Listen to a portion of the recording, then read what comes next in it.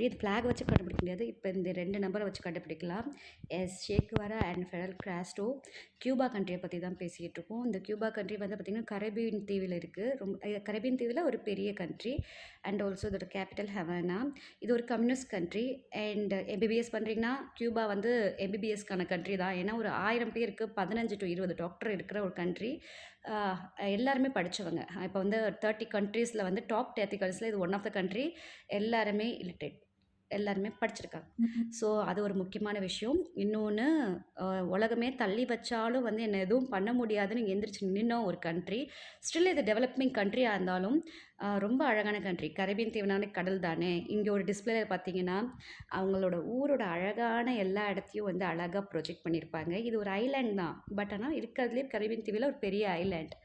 And வந்து வரலாற்றில் ரொம்ப முக்கியமான நாடு. நம்ம என்ன ஒரு வேடிக்கையான விஷயம்னா 600 வாட்டி ஒரு மனுஷனை பிடிக்க ட்ரை பண்ணாங்க, வேறு யாரும் இல்லை, ஃபெடரல் காஸ்ட்ரோ. ஆனால் அந்த 600 வாட்டியும் அவங்க கண்ணில் மண்ணை தூவிட்டு அவர் அவ்வளோ கிளவர், ஸோ தப்பிச்சிருக்காரு. அதுவே ஒரு வரலாற்றில் வந்து ஒரு முக்கியமான விஷயம் தான். சுகர் கேன் தான் மேஜர் இது போல் இருக்குது, அதனால் அதை தான் மெயினாக வச்சுருந்தாங்க. சின்ன பெவலியான் நீட்டாக கையான்னு இல்லாமல் அவங்களோட கண்ட்ரியில் எது முக்கியமோ, ஒரு டூரிஸ்ட்னால் இங்கே இந்த டிஸ்பிளே பார்த்து தெரிஞ்சுக்கோங்க. அது மாதிரி நீட்டாக ப்ரொஜெக்ட் பண்ணியிருக்காங்க. இங்கே இந்த தேன், காஃபி, டீயில் வந்து டேஸ்ட்டுக்காக கொடுக்குறாங்க. உங்களுக்கு அது பிடிச்சிருந்துச்சுன்னா அந்த ஸ்டோர் இருக்குது, ஸ்டோரில் வாங்கியிருக்கலாம்.